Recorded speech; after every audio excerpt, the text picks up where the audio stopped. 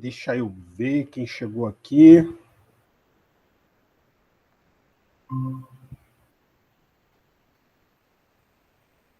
Jonathan.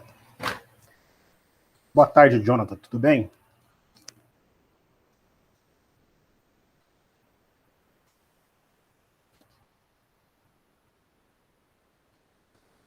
Cadê você, Jonathan? Me ouve? Ah, legal. Por enquanto, só estamos nós dois aqui. Ó. Se você quiser estar utilizando o seu áudio, se for possível.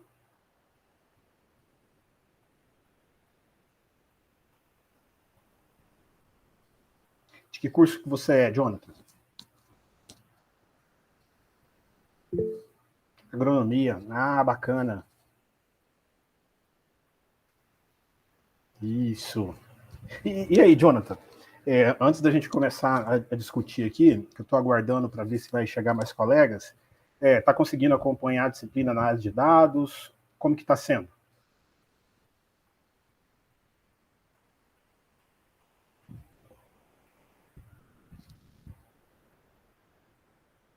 Está sendo tranquilo? Oh, que ótimo, oh, Jonathan. Oh, fico feliz em estar ouvindo isso, porque normalmente, né, análise de dados, a gente trabalha com a parte de estatística, então tem uma parte de matemática que normalmente os colegas não gostam, mas tem saído muito bem. E sempre que a gente tem um colega assim que diz que está tranquilo, fico muito satisfeito. Isso mostra que você já tem uma certa afinidade aí para com os números. Isso é muito bom. Legal, Jonathan. Então, com certeza, com as discussões que a gente vai fazer hoje aqui a respeito do exame de progresso 2, você vai muito bem tirar uma nota muito boa aí, com certeza. Você me ouve bem? Deixa eu aumentar o meu volume aqui. Ah, perfeito. Ótimo. Enquanto a gente vai aguardando aqui mais uns minutinhos, o Jonathan, eu já vou pegar aqui um arquivo que a gente vai estar discutindo hoje e vou enviar aqui para você pelo chat e você diz para mim se conseguiu ou não abrir este formulário. Enviei pelo chat aqui para você. Utilize o seu e-mail institucional, mesmo que você está usando aqui. Veja se você vai conseguir abrir esse formulário. São 4 questões que vão aparecer aí.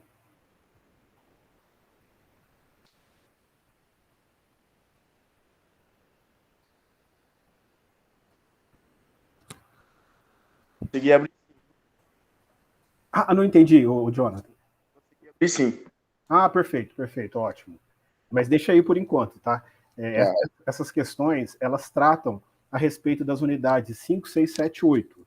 E vai o que a gente vai estar discutindo aqui para a gente entender como que vai ser esse exame de progresso, o que vai ser cobrado, como vai ser cobrado, os tipos das questões. No nosso segundo encontro, tivemos bastante colegas da agronomia. Cadê eles? Manda uma mensagem para eles no grupo de vocês, por favor.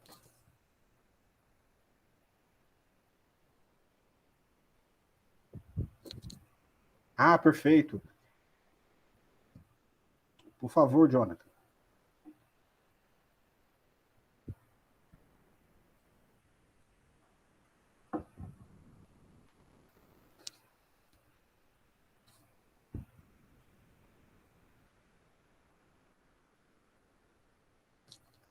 Eu vou apresentar a minha tela aqui, enquanto isto.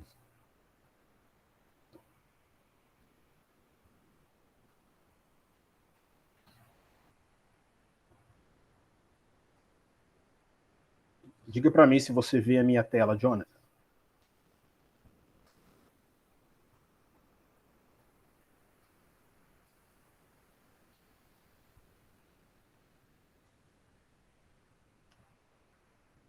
Perfeito, perfeito. Este formulário que eu enviei para você, É exatamente o que está aparecendo para a gente aqui. Então, eu vou deixar em duas telas aqui para que eu possa estar vendo os comentários.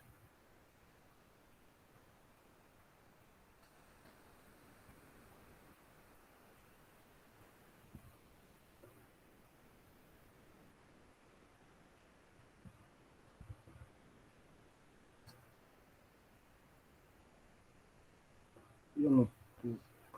sim, isso. E aí, mandou a mensagem lá para os colegas, ou Jonathan? Mandei, acabei de mandar para eles lá. Ah, certo. Mas ninguém visualizou ainda não. Ai, sábado, 5 horas da tarde. Um horário bom para a gente estar discutindo, tá vendo aqui essa parte de estatística. Não tem hora para estar estudando estatística, análise de dados. É tudo muito bom. Eu vou aguardar mais um minuto e daí eu começo a discussão com você aqui, Jonathan. Tá ok, então. E daí, olha só o seu compromisso, hein? Com os comentários que a gente vai fazer aqui, você vai ter que acertar as 10 questões, hein, do exame de progresso, hein? Hein, Jonathan? Vamos tentar, vamos tentar. Ah, gostei. Vamos tentar. Isso. Bom, já vi que é um bom aluno, hein?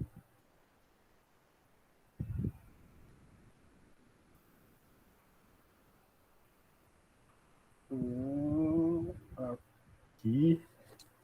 Deixa eu ver se...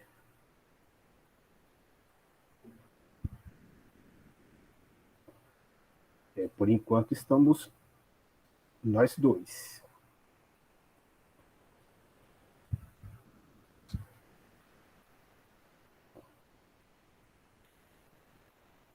Bom, o Jonathan, já são 17h08 e estava marcado para as 17, porque a gente tem horário de término também. E não sei se você já percebeu, a disciplina análise de dados, assim como as outras disciplinas institucionais, elas são bastante fiéis assim ao cronograma que aparece para vocês lá em informações, quando vocês entram na disciplina pelo Moodle. Ah, certo. Então, a primeira vez, né? Mas você deve estar gostando, então, dessa dinâmica, o conteúdo sendo dividido em unidades, você entra em cada uma das unidades de aprendizagem, aparece 2 unidades, onde você sempre faz 5 exercícios a respeito, e aparece algumas outras atividades. No momento agora, a gente está fazendo o wiki, né? Pois bem, então vamos lá. Acompanha comigo aqui. Esse exame de progresso 2 são as unidades 5, 6, 7 e 8. E os conteúdos que vão estar trabalhando nestas unidades é exatamente aquilo que a gente vai estar discutindo em cada uma dessas 4 questões que apareceram aqui. Pois bem, a gente começa falando a respeito de amostragem. O que é amostragem? Por que a amostragem é importante? Quando é necessário que a gente utilize técnicas de amostragem? Por exemplo, você que é da agronomia, se você fosse fazer uma pesquisa, vamos perguntar à população de Alfenas, por exemplo, qual é a aceitação a respeito de um determinado produto agrícola. Aí a gente sabe que a população de Alfenas é uma população muito grande, então não é possível que você consiga entrevistar todos os moradores da cidade. Por conta disso, a gente vai lá e pega uma amostra. Só que esta amostra tem que ser uma amostra representativa. Esta amostra ela tem que ser fiel à população. Para isso, existem técnicas de amostragem. E é isto que a gente está vendo tanto na unidade 5 quanto na unidade 6. São essas técnicas. Qual é a maneira que você vai estar selecionando, de fato, que esta amostra que você pegou seja uma amostra representativa? Pois bem, a gente falou isso nas unidades 1 e 2, só que agora a gente tem técnicas para fazer esta seleção. E normalmente, quando a gente faz essa seleção, uma amostra que é muito utilizada é uma amostra que a gente fala amostra probabilística. E daí o que vem a ser essa amostra probabilística? Por exemplo, quando a gente faz um sorteio, vamos sortear um prêmio entre os alunos da agronomia. O Paulão vai lá e vai sortear um brinde, um prêmio para vocês. O sorteio é uma coisa bastante interessante, porque trabalha com conceitos importantes de estatística. Quando você vai fazer um sorteio, suponha que você tem 10 alunos. Você concorda comigo que todos têm a mesma chance de ser sorteado? Sim ou não? Sim. Isso. Por quê? Porque esta é uma amostra probabilística. Então, uma amostra probabilística é aquela onde cada elemento tem igual oportunidade de aparecer nesta amostra, quando você está escolhendo. Vamos fazer um sorteio, se são 10 alunos, cada um desses 10 alunos tem a mesma chance, a mesma probabilidade de ser sorteado, que neste caso aí é 1 sobre 10, né? Pois bem, então isto é a definição de uma amostra probabilística. Aí eu pergunto para você, você pode acompanhar aqui pela minha tela ou pelo questionário que passei para você, dentre o que foi discutido aqui, qual dessas alternativas define, então, uma amostra probabilística? Qual dessas alternativas você acha que seria aquela que define uma amostra probabilística? Só um minuto. Sim, sim, tranquilo.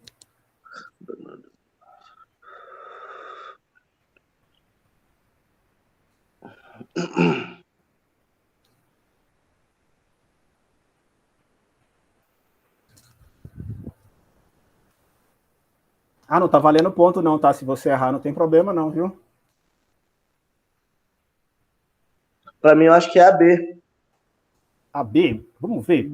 A B está dizendo que cada elemento que foi escolhido da população tem as mesmas chances de ser selecionado que os demais. De fato. Muito bom, Jonathan.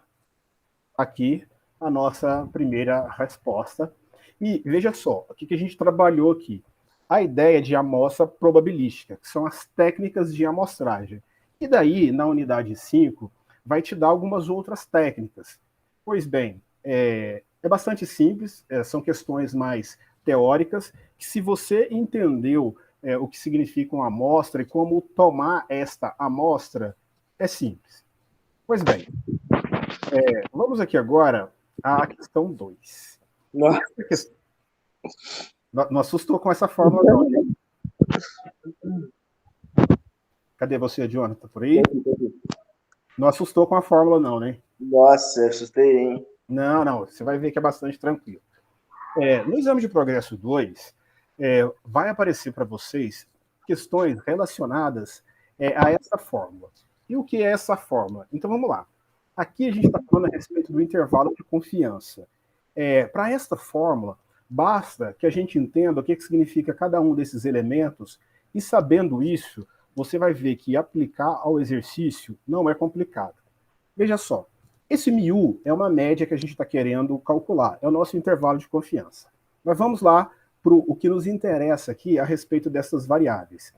X barra significa média, este Z é o valor crítico. Esse valor crítico ele está sempre atrelado ao nível de confiança. E existem 3 níveis de confiança que a gente trabalha com maior frequência. Esses níveis de confiança são o 90%, o 95% e o 99%. Para cada um desses níveis de confiança, existe um valor Z que está atrelado a esse nível. E este valor Z, nos exercícios que vão aparecer para vocês, ele vai dar qual é esse valor. Se não desse, você teria que recorrer àquela tabela normal que a gente utilizou na unidade 4, mas neste momento o valor crítico vai ser dado para vocês. No nosso caso aqui, para este exercício, ele falou que o nível de confiança é 95%, e para este ele deu o valor crítico 1,96. Pois bem, este sigma que aparece aqui significa desvio padrão. E o N é o tamanho da amostra que a gente está utilizando. Recapitulando, o X barra, a média, o Z, o valor crítico, o sigma, desvio padrão, e o N é o tamanho da amostra. Observa que agora, no exercício, a gente vai conseguir identificar cada um desses valores. Veja só, identifique para mim, neste exercício, onde que está a média? Deixa eu só ver por que a minha tela não está... Ah, pronto. Você está conseguindo ler aqui? Tá, o tamanho está ok? Não, tô conseguindo ler sim. Ah, perfeito. Então, veja só. Neste exercício, o x barra significa média. Identifique para mim, nesse exercício, onde apareceu a palavra média. O X barra é a média, né? Isso. Ô, tchau, tchau. Tchau, Identifique a tchau. média, por favor, aqui no exercício. A média tá sendo de 1,96? Ah, cuidado, cuidado. 1,96 é o Z. Ah, é mesmo, isso mesmo. Então a média tá sendo em 300 aí, não é? Opa, Desvio padrão. 300 é o desvio padrão. Você está identificando as variáveis, não na ordem correta, mas você está identificando. Já está bom. Vamos lá. Então, o Z 1,96, desvio padrão 300. Falta só a média. Ah, a média tá aqui, de 780. Ah, perfeito. É A isso média aí. é 780. Agora, Jonathan, tem algum outro valor que apareceu aqui que a gente não comentou. O que seria esse 9? Nesta fórmula, o que faltou para nós? Quem será que seria aquele 9 ali? A média já foi. Entendi. O valor crítico já foi. O desvio Isso. padrão já foi. Quem seria aquele 9?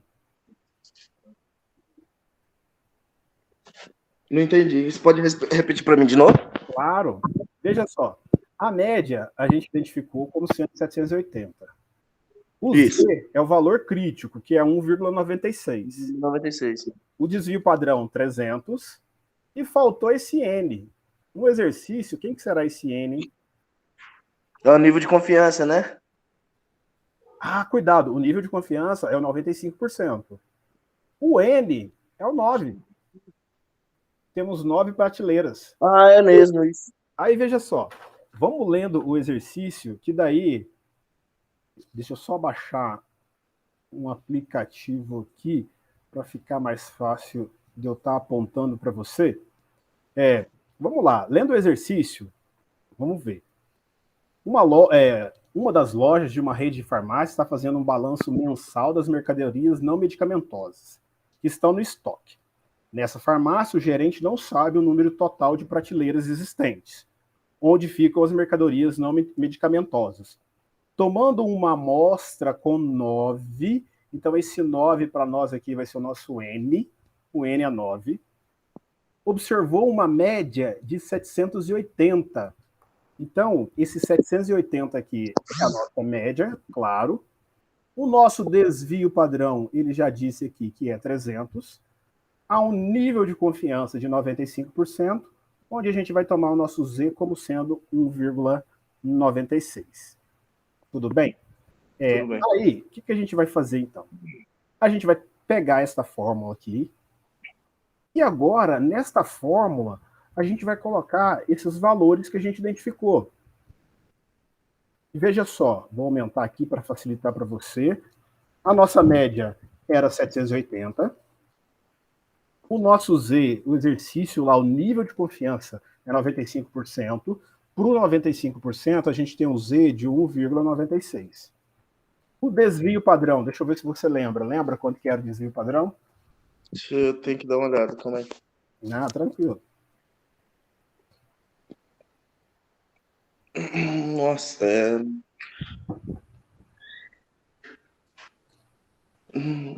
Nossa, eu não vou lembrar. Calma aí, isso. Aqui, ó. É 300. Isso. O desvio padrão, 300. E o nosso N aqui é 9. 9. Bom, perfeito. Agora, basta a gente fazer esta conta aqui. E agora, é claro, né? Na hora que você estiver fazendo o exame de progresso, seria bom que você tivesse de posse de uma calculadora, pode ser a calculadora do celular ou do próprio computador. Mas aí, eu vou ajudar você com esses cálculos aqui. Primeiro, atenção, né? E cuidado na hora de fazer esses cálculos. Primeiro, vamos tirar a raiz aqui, ó. Me ajuda só com a raiz. Raiz de 9. Não entendi. Raiz de 9. Nossa, deixa eu calma aí. Tranquilo, raiz de 9. Nossa, eu não vou lembrar. Não, é 3. Calculadora. Tá, tudo bem. Isso é 3. Isso, 3. Aí ficou aqui 300 dividido por 3. 300 dividido por 3, 100. Então ficou 100, certo? Primeiro a gente começou pela raiz ali, tudo bem. Eu estou fazendo sem a calculadora aqui, mas agora é claro, você poderia estar utilizando e deve estar utilizando a calculadora para fazer esses cálculos. Aqui vai ficar 1,96 vezes 100, que vai ser igual a 196. E agora, então, para a gente terminar, basta a gente subtrair de 780 o 196 e depois somar. E na hora que a gente fizer isso, a gente vai ter duas respostas, sendo que essa resposta vai ser, ao somar 976 e ao subtrair 584, certo? É só a gente fazer aqui na calculadora. Então a gente tem aqui o menor valor 584, o maior valor 976. Então está aqui a nossa alternativa correta. Isso. Tudo bem com os cálculos aqui, ô Jonathan? Tá certinho. Eu acabei de fazer aqui também. Ah, perfeito, ótimo. Confere aí. Bom, então, note que na hora que você pega o exercício, de fato, você assusta, principalmente por conta desta fórmula. Mas o que a gente pôde observar? O que a gente precisa saber aqui é o que significa cada uma dessas variáveis. A variável x barra é a média, e no enunciado da questão já apareceu para nós, tá? X barra é a média, Z é o valor crítico associado ao nível de confiança, sigma o desvio padrão e N o tamanho da amostra. Aí, é claro, no exercício você precisa identificar cada uma dessas variáveis. Feito isso, simples. Tudo bem?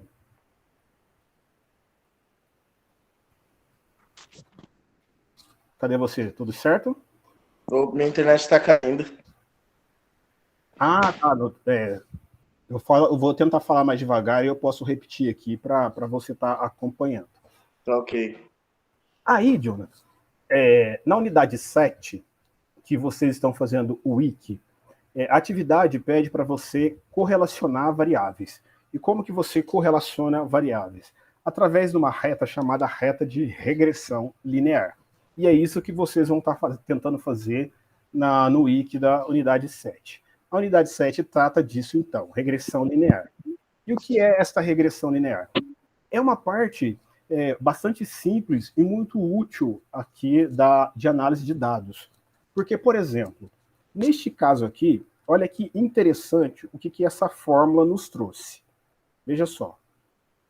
Um analista contábil estabeleceu a relação linear, ou seja, significa uma reta, existente entre o faturamento de uma clínica de fisioterapia, olha só, ele estabeleceu a relação entre o faturamento da clínica e o investimento em propaganda e marketing. Uma coisa bastante interessante. Ou seja, para cada valor que você vai estar investindo em propaganda e marketing, ele consegue, através dessa forma, te retornar qual é o faturamento que você está tendo. E isso, de fato, é uma coisa muito importante. Não só na área contábil aqui, em qualquer outra área. E daí, a maneira na qual você está fazendo esta comparação é dada por esta reta de regressão linear. E toda vez que aparecer uma reta de regressão, o que você precisa é identificar quem são essas duas variáveis aqui, quem é o y e quem é o x. E no nosso caso aqui, o exercício já disse, o x é o investimento que você está fazendo em propaganda e marketing. O y é o faturamento. Então, veja só, vamos recapitular. O X é o investimento que você está fazendo em propaganda e marketing. O Y é o seu faturamento. Porque em determinado exercício, ele pode te dar o faturamento, pedir o investimento, ou ainda te dar o investimento e perguntar qual que foi o faturamento. Então, essas coisas podem mudar. Por isso que é importante que a gente identifique cada uma dessas variáveis. E no nosso caso aqui, para este exercício, ele deu um investimento de R$23 mil em propaganda e marketing. E ele quer saber qual é o faturamento. Então vamos lá. Uma coisa que a gente tem que observar é que na hora que a gente for colocar este valor na fórmula, a gente não vai escrever 23 mil. O exercício já disse aqui, ó, que tanto o faturamento quanto o investimento está em milhares. Então, ao invés desses 23 mil, a gente vai colocar na fórmula 23. Pois bem, Ele deu o investimento. Deixa eu ver se você está atento aí. Investimento é o X ou é o Y? O investimento é o X, o Y vai ser o capital de retorno seu. Muito bom, ótimo. Então vamos lá. Como que a gente vai resolver? Simplesmente a gente vai pegar esta fórmula aqui e vai colocar no lugar aqui desse X, a gente coloca aqui o 23. Aí, é claro, você vai lá, pega a hipótese de uma calculadora, vamos... 61.800. Isso, aí ficou o quê? 3,8, 3,8, 23, certo? Certo. Mais 58. 58. Isso. Ah, tá. Aí, atenção. Aí o valor que obtivemos aqui, 145,4. Isso. Mas agora, cuidado. Lembrando que no exercício, tanto o investimento quanto o faturamento está sendo dado em milhares. Então, a alternativa que vai nos dizer isso daí, qual é? Nossa, aqui eu fiz, deu 61. Ó, a nossa resposta... Ah, não, cuidado. Ó. A nossa resposta deu 145, deixa eu voltar 145,4. Só que tanto o investimento quanto o faturamento está sendo dado em milhares. Então, na verdade, é este valor aqui vezes 1.000. E aí, qual é a alternativa que dá esta resposta? Só um minuto. Sim. 145.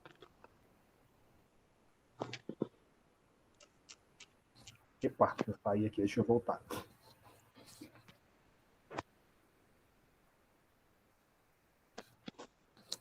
Deu 145.400. Isso, então, é a nossa letra aí.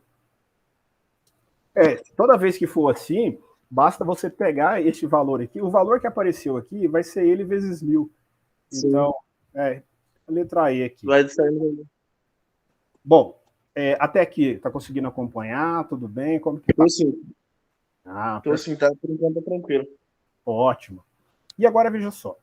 E agora, a gente vai para uma discussão aqui, essa daqui também é bastante interessante, porque envolve dois conceitos. Envolve técnicas de amostragem, envolve o tamanho da amostra. Cálculo do tamanho da amostra. Toda vez que você for fazer uma pesquisa, isso é muito importante. Algumas pesquisas é possível que, de antemão, a priori, você consiga identificar qual é o tamanho da amostra que você necessita. Você fixa ali uma margem de erro, fixa ali o nível de confiança, você consegue fazer este cálculo. E é isso que a gente vai estar fazendo aqui agora. Por exemplo, você está lá e quer verificar como que está sendo a propagação da ferrugem no café. Você não vai ir em todos os pés, você vai escolher uma determinada área, e nessa determinada área você vai colher as suas amostras a partir de um certo número. E esse número é possível que seja calculado. Para você calcular esse número, você precisa do nível de confiança. Note que esse nível de confiança já apareceu para nós no exercício anterior. E aqui também o nível de confiança é o 95%. Lembrando que existem 3 níveis de confiança que são aqueles que mais são utilizados. Os níveis de confiança mais utilizados são 90, 95 e 99. Você anotou ou você guardou esses valores? Na cabeça mesmo. Que ótimo, muito bom. São os 3 valores que mais são utilizados aí a respeito de nível de confiança. Pois bem, para cada um desses níveis de confiança, existe um valor atrelado, que é o valor crítico, e no caso do 95%, 1,96. Estes valores, sempre que eles forem cobrados de vocês, vai estar no exercício. Se o nível de confiança fosse 90, 99, vai aparecer aqui qual é o valor crítico. E neste caso aqui, o exercício nos deu uma margem de erro de 0,02. Muito cuidado com essa margem de erro, porque a maioria das vezes a margem de erro ela aparece em porcentagem. E na hora que você vai estar utilizando aqui na fórmula, é necessário que você coloque ela em decimal. Então esse 0,02 aqui é a margem de erro de 2%, ou 2 pontos percentuais. Fique atento a isso. E vamos a esta questão aqui. Veja só, uma pesquisa eleitoral necessita de um registro prévio junto ao Tribunal Superior Eleitoral, TSE, para posterior publicação, segundo a Lei 9.504 de 1997. Para esse registro é exigido, dentre de outros dados, a margem de erro e o nível de confiança. Dado a margem de erro e o nível de confiança, a gente consegue calcular o N, que é o nosso tamanho da amostra. Aí, observa-se que nos últimos 30 anos, os valores usuais de nível de confiança e margem de erro adotados são, respectivamente, são os valores comuns, os valores mais utilizados, 95 para o nível de confiança e 2 pontos percentuais para a margem de erro. E daí, portanto, para estes números, nível de confiança 95, margem de erro 2 pontos percentuais, qual seria a quantidade de pessoas que a gente deve estar entrevistando para que a gente possa ter um número aqui que de fato vai representar a nossa população? Então, o que a gente vai fazer? O exercício já apareceu para nós aqui e pediu para que a gente pudesse estar utilizando esta fórmula. Então vamos lá, vamos pegar essa fórmula e vamos. Aí atenção, a gente precisa saber quem é este Z, a gente precisa saber quem é este E. Vamos lá. O Z é o valor crítico. Este valor crítico está associado ao nível de confiança. No nosso caso aqui, qual é o nível de confiança? 1,9. O nível de confiança é 95%. Perfeito. E o Z? O Z é 1,96. Ótimo. Então vamos colocar aqui no lugar do Z 1,96. Este E que apareceu aqui é de margem de erro. E essa margem de erro, aí atenção para aquela particularidade que na maioria dos exercícios a margem de erro aparece em porcentagem. Ao colocar na fórmula, você deve escrever na forma de decimal. 0,02. E agora vamos fazer essa conta. E parece aqui também que a gente não vai precisar da calculadora para essa aqui não, quer ver? 1,96 vezes 0,5 é a metade aqui, a metade de 1,96, isso vai dar 0,98. Confere aí para mim, se você tiver com calculadora. 0,98. Isso. Agora, 0,98 dividido por 0,02 é 98 dividido por 2. 98 dividido por 2, isso dá 49. Isso. Então vai ser 49 ao quadrado. 49 ao quadrado é 81, 2.401. Confere, por favor. Isso. Perfeito. Ótimo. Então, veja só. Para estes valores usuais aqui, nível de confiança 95, margem de erro 2 pontos percentuais, a gente precisa estar entrevistando 2.401 pessoas. Aí, uma outra particularidade.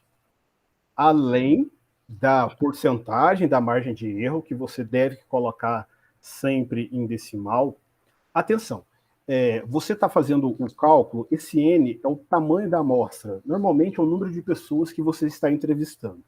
Aí, você foi lá e encontrou o valor de N, por exemplo, N, você fez o cálculo e deu 300,1. Atenção, muito cuidado para isso. Este N que a gente está calculando é o número de pessoas. Se é um número de pessoas, a gente sabe que não existe 300,1 pessoas. E daí o que acontece? Sempre que der um número fracionário, um número quebrado, você vai fazer o arredondamento. Aí, atenção. Este arredondamento é sempre para cima. Por mais que tenha dado 300,1, se a gente fosse fazer aqui o arredondamento que a gente já está acostumado, a gente arredondaria aqui para 300, certo? Isso. Porém, por se tratar de número de pessoas, toda vez que aparecer um número fracionário, você vai arredondar para cima. Por mais que seja 0,1, então será 301. Da mesma maneira, se tivesse aparecido 300,006, você vai fazer o arredondamento para cima, e aqui também seria 301. Então, mais este cuidado aí. Então, são duas particularidades que a gente tem que estar observando na hora de estar fazendo as questões. Pois bem, conseguimos aqui, então, discutir o conteúdo que vai estar aparecendo aí para vocês no exame de progresso.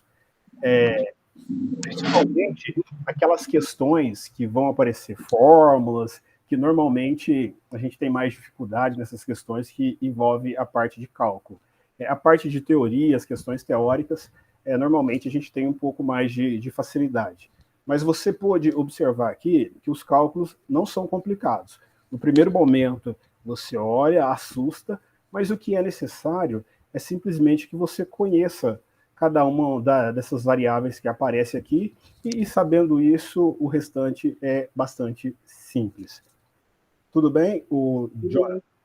Tudo bem. Conseguiu acompanhar? Consegui sim. Ah, perfeito. Deixa eu só fazer uma pergunta aqui para ver se você está atento bastante, então. Você lembra o que significa esse sigma aqui? Tem como dar uma... que eu não estou vendo o símbolo. Esses daí de cima, né? Isso. Da primeira questão? E esse daqui foi da segunda, Da segunda, isso. O N, se eu não me engano, é o número de... Isso. Tamanho da amostra. Tamanho da amostra, que deu 9. Ah, perfeito. Aí o Z foi 1,96. Ah, certo, que é o valor crítico que está atrelado ao nível de confiança. Isso. E o X, se eu não me engano, vem antes do... Nossa, calma aí. Não, tranquilo. Foi novo. Nossa, eu não vou lembrar. Esse X é importante, hein? O X é a média, o X barra é a média. Isso, essa barra, ela significa média, tá? É uma nomenclatura que a gente utiliza aqui em análise de dados e em estatística. Faltou só o sigma aqui agora. O sigma é o desvio padrão. É o desvio padrão. Isso. E é interessante que a gente guarde esses símbolos, porque, neste caso, para esta questão, daí ele nos descreveu o que significa cada um desses símbolos, né? Mas é importante que a gente já conheça, porque é padronizado aqui em análise de dados. Então, apareceu essa barra aqui, já é importante que a gente saiba que é a média, apareceu o sigma, o desvio padrão. Mas você tá por dentro, está interessante, está inteirado aqui. E para essa primeira questão, onde a gente falou a respeito de técnicas de amostragem, você lembra o que era importante que a gente observar toda vez que a gente vai tomar uma amostra? É importante que cada elemento, vamos ver se você lembra. Calma aí. É a questão do sorteio. Por mais que é escolhido, todo mundo todos têm a chance de cair, né? Isso. A gente chama também isso daí de um evento equiprovável, né? Onde cada elemento tem a mesma probabilidade de participar da amostra do espaço amostral. Então, são eventos equiprováveis. Isso significa que você tem uma amostra probabilística, onde todos têm igual chance. Isso daí Sim. É bastante importante na hora que você está fazendo algum tipo de amostragem, na hora que você está utilizando as técnicas de amostragem. Tá ok. Bom, então era isso que tínhamos aqui para a gente estar discutindo a respeito da disciplina aqui do exame de progresso. Atenção, o exame de progresso são sempre 10 questões, certo? Essas questões são tomadas de forma aleatória, de modo que as questões que vão aparecer para você, diferente das questões que vai aparecer para o outro colega, porque elas são tiradas de um banco, onde o nível das questões é o mesmo, tá? A gente tem separado por nível e para cada um vai escolhendo aqueles níveis, então você tem questões do mesmo nível, mas são questões diferentes. E uma coisa que vocês têm que ficar bastante atentos é o tempo que vocês têm para estar fazendo o exame de progresso. A partir do momento que você iniciou, você tem 1 hora e 40 minutos para estar fazendo. E tiveram alguns colegas que no exame de progresso 1, eles foram lá, abriu o exame e deixou o exame aberto, pensando em fazer em um outro momento. Não, a partir do momento que você abriu o exame, começa a contar o seu tempo de 1h40, finalizou esse tempo, ele é encerrado, e se você não respondeu nenhuma pergunta, significa que você errou todas, tirou 0. Então fique atenta, a tentativa é única para fazer o exame de progresso. Tá ok. Bom, então é isso. Alguma dúvida, alguma coisa que você gostaria de estar discutindo? Não, você explicou muito bom. Que bom que você entendeu, então.